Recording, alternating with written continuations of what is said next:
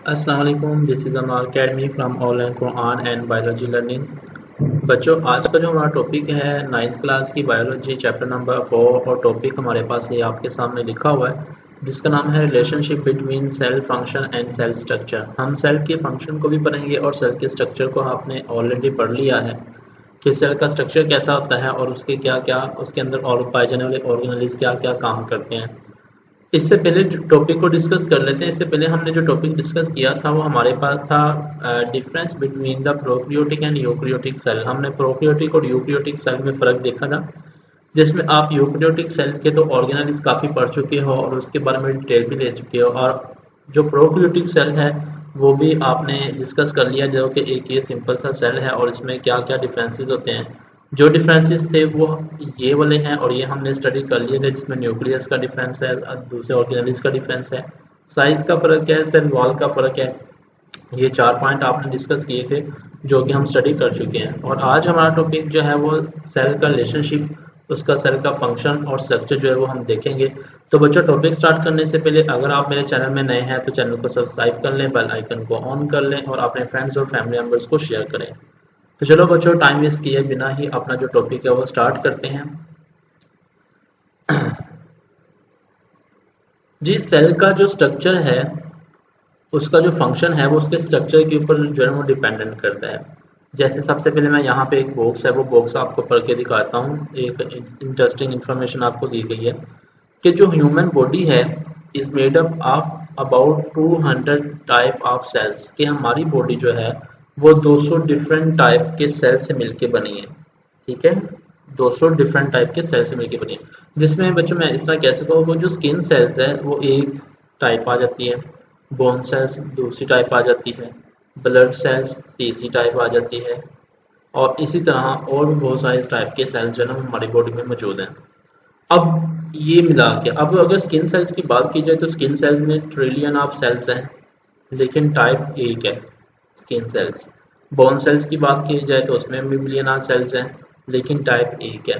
तो इस तरह टाइप मिला के 200 डिफरेंट टाइप के सेल्स जो ना हमारी बॉडी में मौजूद हैं। ठीक है, तो वो कह रहा है कि आप रीडिंग करके इसको देखते हैं, पढ़ते हैं। वो कह रहा है कि the bodies of animal and plant are made up of different cells type, यानी कि हमारी जो बॉडी है और प्लांट की जो बॉडी है मुख्तलिफ सेल से मिलकर बनती है। Each type perform specific function and all can coordinated function become the life processes of organism.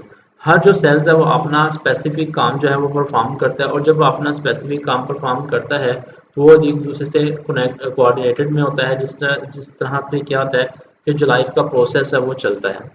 Sales of one type में differ from those of the other type in the following respect.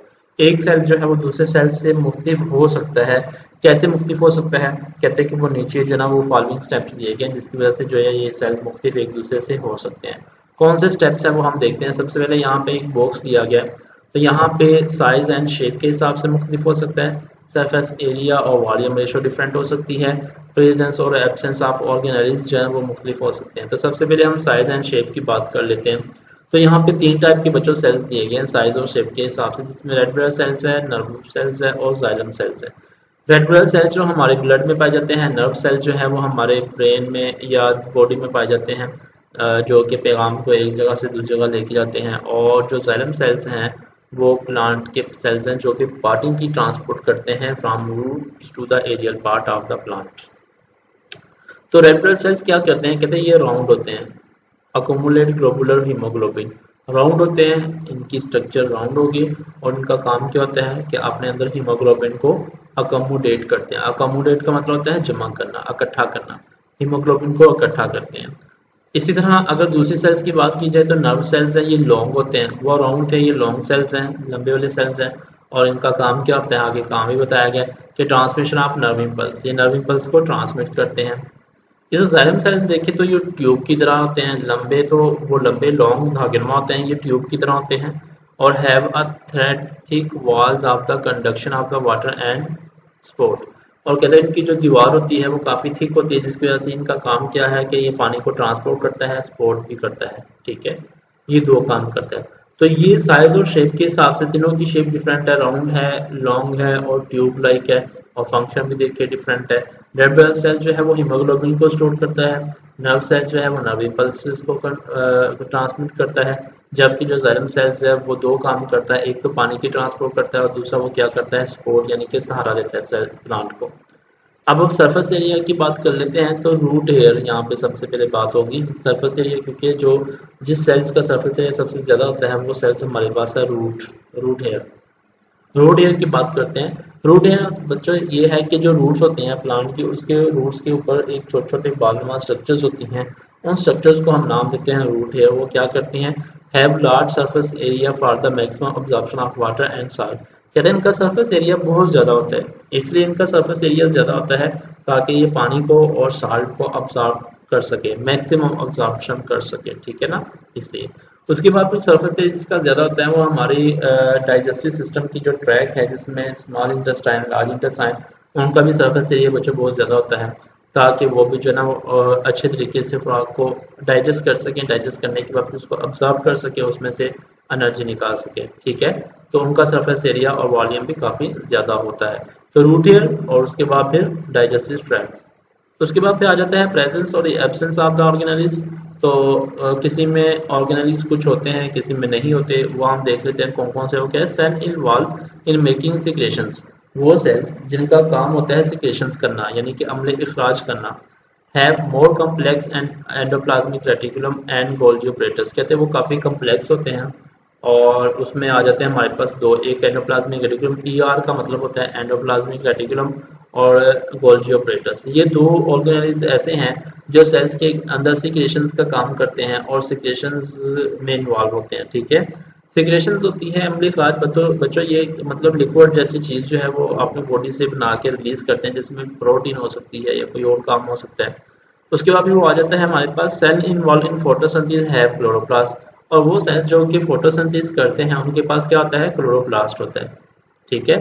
तो ये इसकी मतलब organism की absence की वजह से sales का काम जो ना वो भी परफॉर्म किया जाता है। लेकिन जिनके पास गोल्गी कॉम्प्लेक्स और एंडोप्लाज्मिक रेटिकुलम होंगे वो सेल सिक्रेशंस करते होंगे।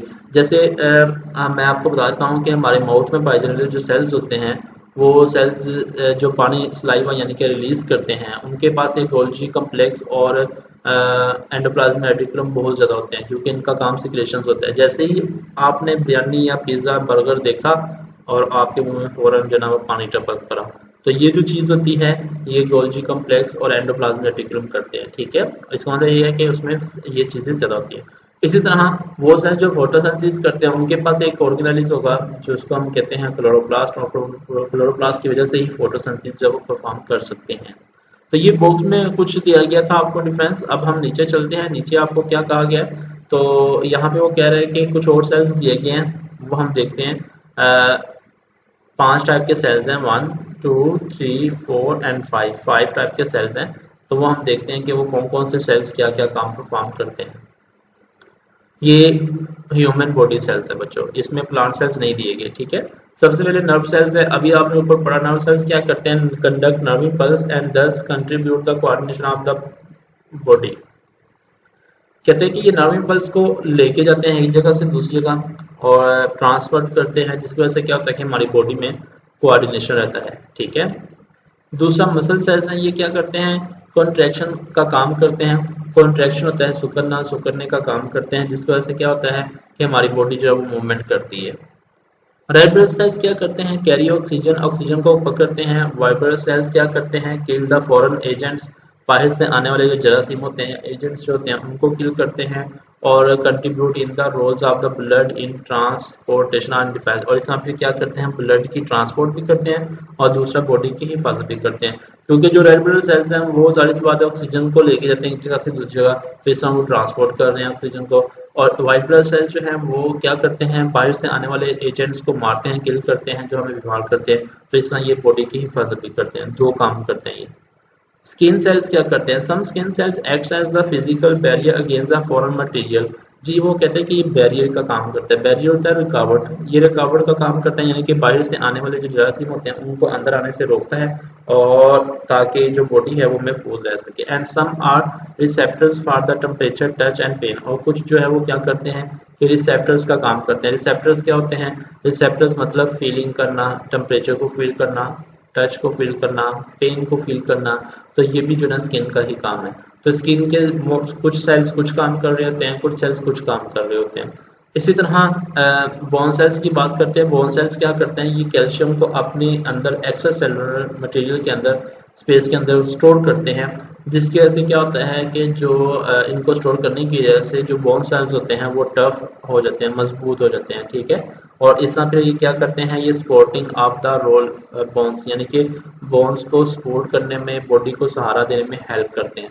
तो ये देखें, हर एक सेल जो है वो अपना अपना काम परफॉर्म कर रहा है, और जब अपना अपना काम परफॉर्म करता है तो वो जो ना वो एक ऑर्गेनिज्म का काम जो है वो बन जाता है, ठीक है। तो ये डिफरेंट सेल्स। आगे चलते हैं। दूसरा जो हमारा टॉपिक है वो हमारे पास है cells as an open system. Cell जो है एक ओपन सिस्टम का काम करता है। अब ये सेल्स ओपन सिस्टम का काम कैसे परफॉर्म करता है ये हम देखते हैं। तो कह रहे हैं कि a cell work as open system. ये ओपन सिस्टम है। It takes in substances needed for it metabolic activities through it cells membrane, then it perform the metabolic process assigned to it. जी, वो कहते हैं कि ये ओपन सिस्टम का काम करता है। ओपन सिस्टम क्या होता है? ओपन सिस्टम का मतलब ये है कि सेल जो है वो अपने अंदर बाहर से चीज़ों को अंदर लेके जाता है। कैसे लेके जाता है? सेल मेम्ब्रेन के जरिए लेके जाता है, और उन चीज़ों को लेके जाता है जो कि इसकी मेटाबॉलिज्म के लिए काम होते हैं।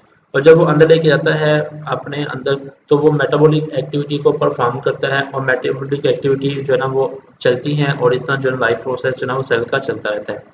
Products and the by products are form in metabolism. उस मेटाबॉलिज्म के दौरान प्रोडक्ट भी बनती है, उन प्रोडक्ट के बनने के बाद फिर और बाई प्रोडक्ट भी बनती है।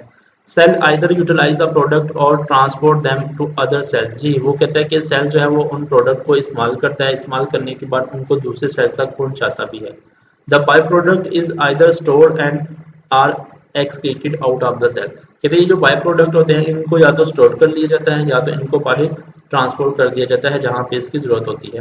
तो इस तरह सेल जो है वो एक ओपन सिस्टम के तौर पर काम करता है, यानी कि ये बाहर से सेल्स को अपनी रिक्वायरमेंट को पूरा करता है, लेता है, और उनको लेने के बाद मेटाबॉलिज्म परफॉर्म करता है। मेटाबॉलिज्म में प्रोडक्ट बनती है, बाई प्रोडक्ट बनती है, जैसे ग्लूकोज का बनना, और ग्लूकोज को हम इस्तेमाल करते हैं रेस्पिरेशन में, और रेस्पिरेशन में जब उसको इस्तेमाल किया जाता है तो एनर्जी बनती है, और उस एनर्जी को हम अपनी एक्टिविटी के लिए इस्तेमाल करते हैं। ये भी एक सेल का काम है।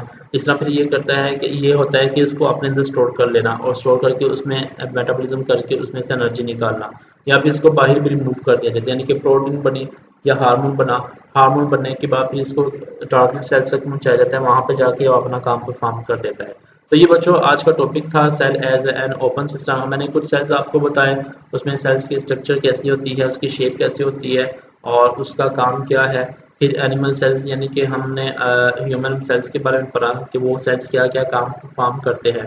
कल हमारा इंशाल्लाह नेक्स्ट टॉपिक होगा, और नेक्स्ट टॉपिक पर हम स्टार्ट करेंगे। आज का टॉपिक इतना ही है, और यहाँ ये टॉपिक आप पूरा सुनिएगा बच्चों। आप पूरा सुनेंगे तो आपको समझ आएगी, और अगर आपको कहीं से समझ नहीं आती तो मुझे कमेंट सेक्शन में आप कर सकते हैं कमेंट। मैं इंशाल्लाह आपको उसका आंसर जो है वो जरूर दूंगा। तो इंशाल्लाह नए टॉपिक के साथ कल फिर हाजिर होंगे। तब तक के लिए अल्लाह हाफिज।